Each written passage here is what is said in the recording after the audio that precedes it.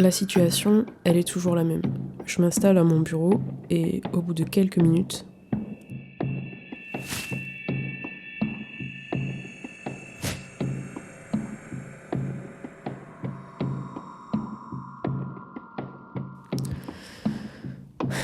je crois que j'ai un problème de concentration.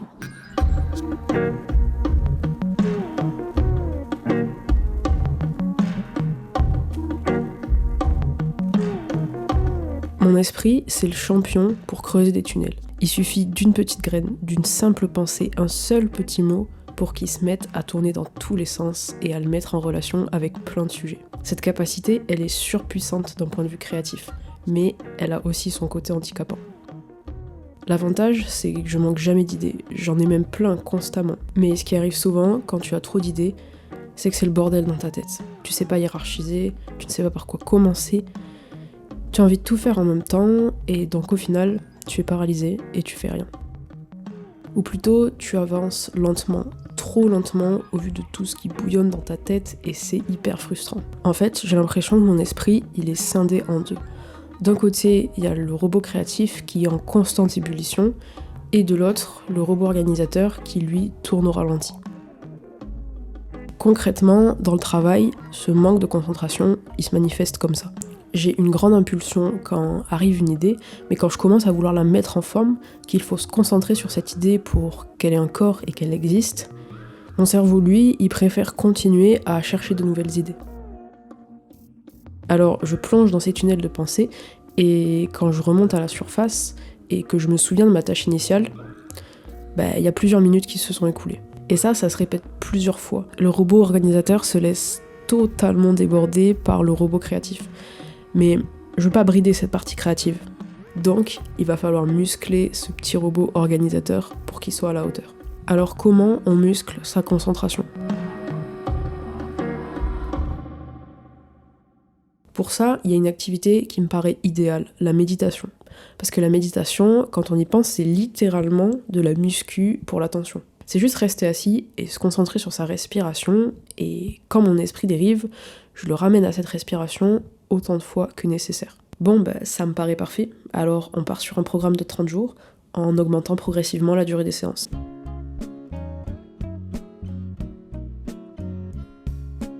Ok, il y a une dizaine de jours qui se sont écoulés depuis le début du défi, sachant que les 5 premiers jours, j'étais à 10 minutes de méditation quotidienne, et que les 5 suivants, je suis passée à 15 minutes, et il est temps de faire un premier retour. Le début était un petit peu catastrophique, dans le sens où je pensais pas que ça serait si dur de s'asseoir et ne rien faire. En fait, c'est pas ne rien faire qui est difficile, c'est le fait de ramener tout le temps son attention sur sa respiration. Enfin, pour mon esprit, qui a tendance à aller fureter partout, c'est une torture. Et je me rends compte à quel point mon niveau de concentration est catastrophique en faisant ça. Non, c'est terrible. Pour que vous vous rendiez compte, en gros, il y a une astuce pour rendre les séances plus faciles. Et cette astuce, c'est de compter chacune de tes respirations. Et quand tu surprends ton esprit à ne plus être concentré sur elle, tu recommences le décompte des respirations à 0. En fait, je me suis rendu compte que j'arrivais rarement jusqu'à 10. C'est assez terrible quand même, parce que 10 respirations, ça fait vraiment pas beaucoup de temps. En fait, ces premiers jours, ils me font rendre compte que on peut se dire de prime abord que passer simplement 10 minutes à se concentrer sur sa respiration et être concentré uniquement sur ça, ça va être quelque chose de facile. Mais en réalité, c'est presque... Enfin, pour moi, c'était impossible. Mais c'est pas très grave, parce que c'est pas le cœur de l'exercice, en fait. Le cœur de l'exercice, c'est surtout de se rendre compte du moment où nos pensées sont parties en voyage sans nous, et de s'en rendre compte de plus en plus rapidement pour pouvoir les ramener là où on veut qu'elles soient. J'ai discuté avec plusieurs personnes à qui j'ai expliqué cette démarche de méditation, et en fait j'étais très étonnée de constater que quand je leur posais la question, mais est-ce que toi tu te vois passer 10 minutes les yeux fermés à rien faire et juste à respirer et à te concentrer sur cette respiration, en fait c'était une idée qui les angoissait. Je pense que si tu fais partie de ces personnes qui ressentent de l'angoisse à l'idée de passer 10 minutes les yeux fermés à respirer, je pense que c'est impératif que tu te penches sur la méditation et que tu essayes cette pratique.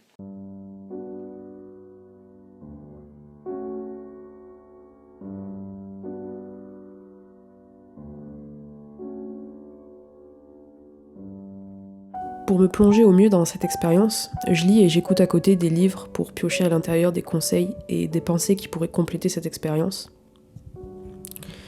Et j'ai croisé ces mots qui m'ont frappé. La plupart des mortels Paulinus se plaignent de l'injuste rigueur de la nature, de ce que nous naissons pour une vie si courte, de ce que la mesure de temps qui nous est donnée fuit avec tant de vitesse, tant de rapidité, qu'à l'exception d'un très petit nombre, la vie délaisse le reste des hommes au moment où ils s'apprêtaient à vivre. De là, prenant à partie la nature, qu'Aristote lui intente un procès peu digne d'un sage.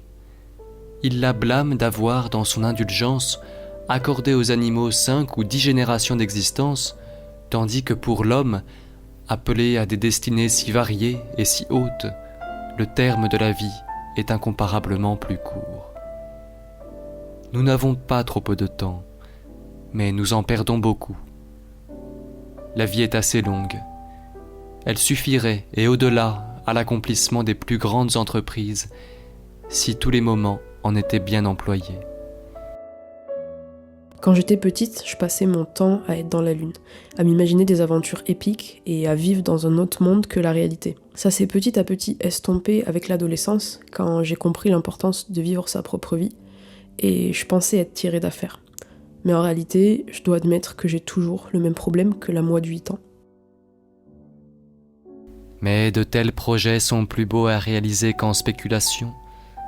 Cependant, mon impatience de voir arriver un moment si passionnément désiré me procure du moins cet avantage que, puisque ce bien se fait encore attendre, j'en goûte d'avance les douceurs par le seul plaisir d'en parler. Parce que ce point-là, je le sais, c'est une tendance que j'ai. Je compte plus le nombre d'heures pendant lesquelles j'ai établi des plans sur la comète pour le futur ou essayé de refaire le film du passé. Ces mots, ils me font comprendre que le problème, il est plus important que ça. Je fais pas ce défi pour gagner en productivité. Ça, c'est seulement la toute petite surface immergée du problème. Non, si je le fais, c'est pour commencer à réellement vivre la vie, et pas juste la penser. Je le fais pour éviter de vivre ma plus grande peur, me retourner dans quelques années et me rendre compte que j'ai rien fait de ce qui compte vraiment pour moi, et que tout s'est passé dans ma tête.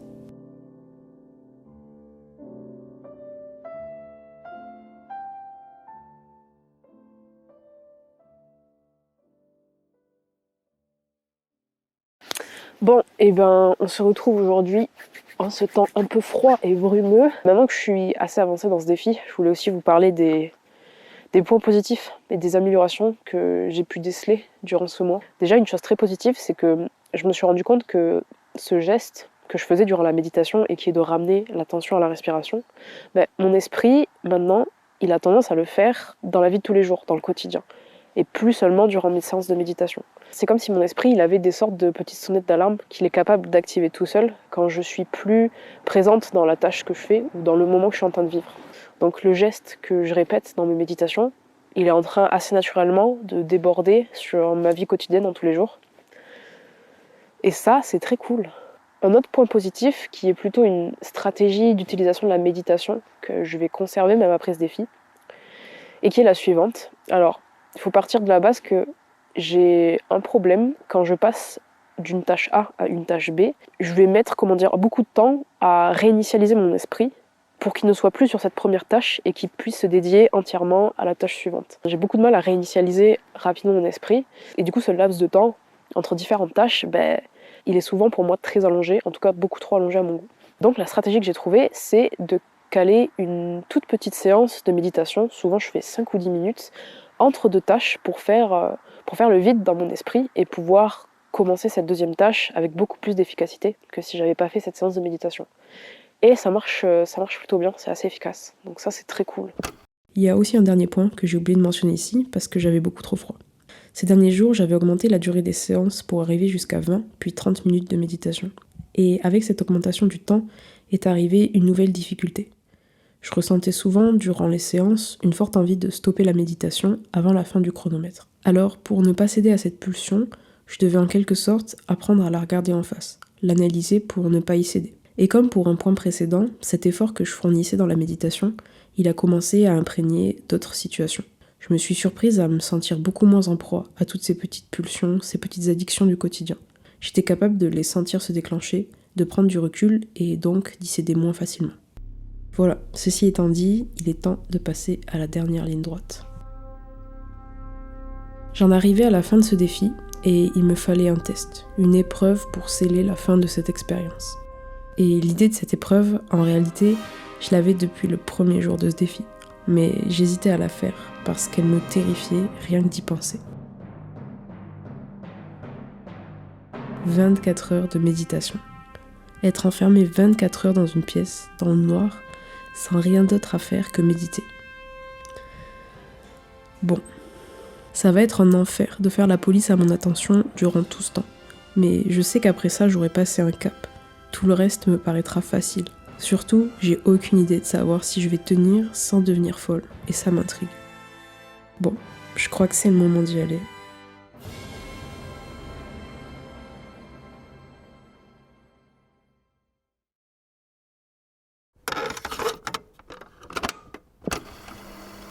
« 24 heures de méditation, c'est parti.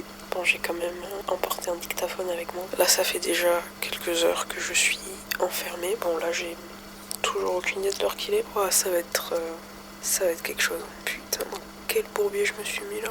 J'ai l'impression de faire quelque chose de contre-productif. Mais je crois que c'est mon cerveau qui essaie de me trouver des excuses. Bon, j'ai pas l'impression de faire une grosse méditation, mais plutôt plein de méditations courtes. Et quand je dis courte, en fait, je peux même pas savoir combien de temps elle dure. J'ai absolument 0% de fatigue dans mon corps en ce moment. Donc je suis un peu condamnée à rester éveillée là. Pour me sortir de cette merde, mon cerveau il est en train d'essayer de me faire culpabiliser sur tous ces projets que j'ai sur le feu et sur lesquels j'avance pas pendant que je fais cette journée. Et c'est terrible. En fait, je suis en train d'essayer de le voir comme une putain de punition, cet exercice-là. Je me dis, tu vois tous ces moments que t'as perdu à être dans la lune, à rêvasser, à pas être dans le moment présent, à pas vivre à 100% ce que t'es en train de vivre. Voilà à quoi ça aurait dû ressembler en fait. C'est juste du temps perdu avec toi, dans une pièce, dans le noir, à faire les 100 pas. Et maintenant que tu sais ce que c'est réellement, il faut plus jamais que ça arrive, une fois que je serai sortie de cette pièce. La seule difficulté pour moi, c'est vraiment l'ennui, penser à toutes les choses que je pourrais faire, mais je suis pas angoissée. Bon, ça veut pas dire que cette expérience elle est facile. Je suis quand même en train de me détester un petit peu actuellement. En fait, je crois que la grande victoire, c'est que je suis capable de regarder ce moment en face sans trop essayer de m'échapper. Parce que je pense qu'on peut dire que c'est un moment nul, genre c'est un moment éclaté ce qui est en train de m'arriver en ce moment. Rester à rien faire dans une chambre, dans le noir, globalement, ce qu'il y a de plus proche, ça s'appelle probablement la mort ou la folie, enfin je sais pas, mais bref, comme moment c'est éclaté, c'est nul. Pourtant, je suis capable de le regarder en face, je cherche pas à tout prix à m'échapper, je suis capable de me poser, d'être là et de me dire ok, c'est ça que je vis actuellement. Et c'est pas ouf, c'est pas trépidant, c'est pas plein de sensations fortes ou je ne sais quoi, mais c'est ça que je suis en train de vivre et du coup je m'applique à le vivre. En fait, cette expérience, ça me fait aussi réaliser qu'une journée, c'est très long. Et qu'en fait, si généralement on se plaint qu'une journée ça soit très court, c'est véritablement parce qu'on fait pas bon usage de notre temps. Parce que là, putain, je peux vous dire que 24 heures, c'est très très long. Bon, là je recommence à nouveau à douter de ce que je fais, bien que je suis pas sûre que j'ai été certaine de ce que je faisais à un seul moment. J'ai hâte que ça soit fini et de pouvoir charbonner sur tout ce que j'ai à charbonner là. Waouh. J'imaginais même pas comment. Quand je vais réécouter ces trucs, ça se trouve, je vais me dire waouh, par où je suis passée.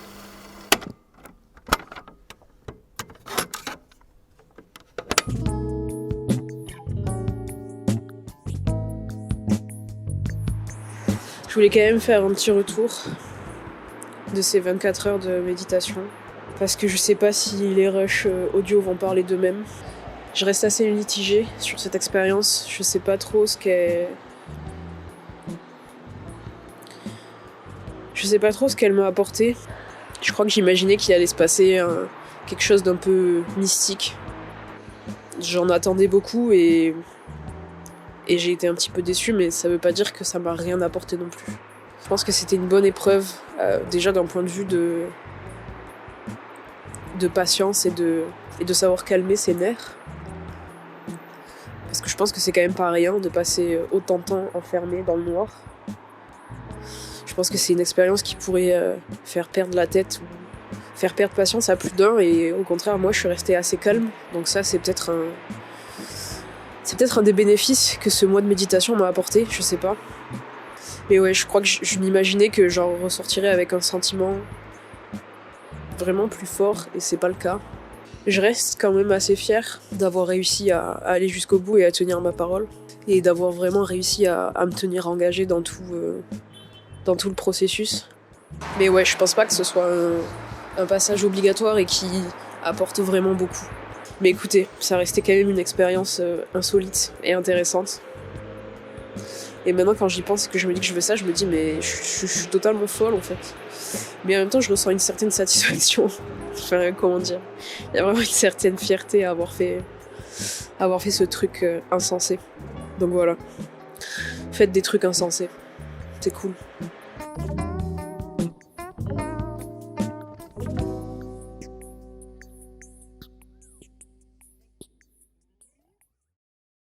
Ok, donc maintenant ça fait 30 jours que je médite quotidiennement et je voudrais te parler plus en détail de cette pratique que j'ai fait qu'effleurer, mais ce qui m'a déjà permis de voir le potentiel qu'elle possède. Ma pratique de la méditation, ce mois-ci, elle était très axée sur la focalisation, sur la respiration.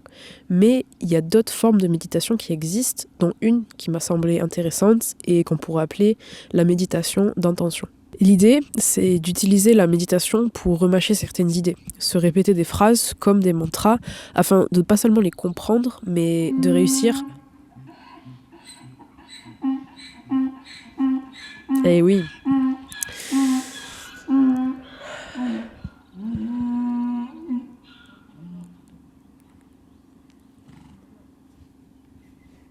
On est bon ? L'idée, c'est d'utiliser la méditation pour remâcher certaines idées, se répéter certaines phrases comme des mantras afin de pas seulement les comprendre, mais réussir vraiment à les ressentir dans nos tripes. Ne pas seulement les penser, mais réussir à les incarner pour qu'ils aient un impact concret dans notre quotidien. Et il y a une pensée que je me suis faite comme ça, à me répéter ces phrases dans la tête, c'est que je me suis dit qu'en fait, la méditation, ça pourrait être la prière des athées. Et je sais que c'est un peu un contresens de dire ça parce qu'à la base, la méditation, c'est quand même une pratique religieuse. Mais ce que je veux dire, c'est qu'en fait, le moment de la méditation, il peut être un peu envisagé comme l'utilité qu'a une prière pour un croyant. La vie, elle apporte son lot de chaos et c'est très facile de se laisser emporter dans tout ça. Et avoir comme ça un rendez-vous avec soi-même, une sorte de phare pour se répéter et ressentir vraiment les valeurs qui nous guident, ben, en fait, ça me paraît essentiel. Et l'idée, c'est de comprendre que tu peux intégrer dans ces séances absolument ce que tu veux. Mais surtout, ce mois-ci, il m'a fait prendre conscience que je n'avais fait qu'effleurer la pratique méditative qui a l'air très vaste. Alors, je vais me laisser un peu plus de temps pour l'explorer et essayer de voir si toutes ces paroles de changement d'état de conscience et autres expériences un peu louches sont réelles ou non. Parce que pour ma part, je suis restée très loin de ce genre de sensation. La méditation, c'est une habitude que je vais garder, à minima autour de 15 minutes par jour, avec des séances plus longues occasionnellement. Je pense que j'aurai l'occasion de t'en reparler un peu plus tard, alors d'ici là, prends soin de toi, et c'est la méditation. On se retrouve ici dans un mois ou sur Instagram si tu souhaites échanger. Salut!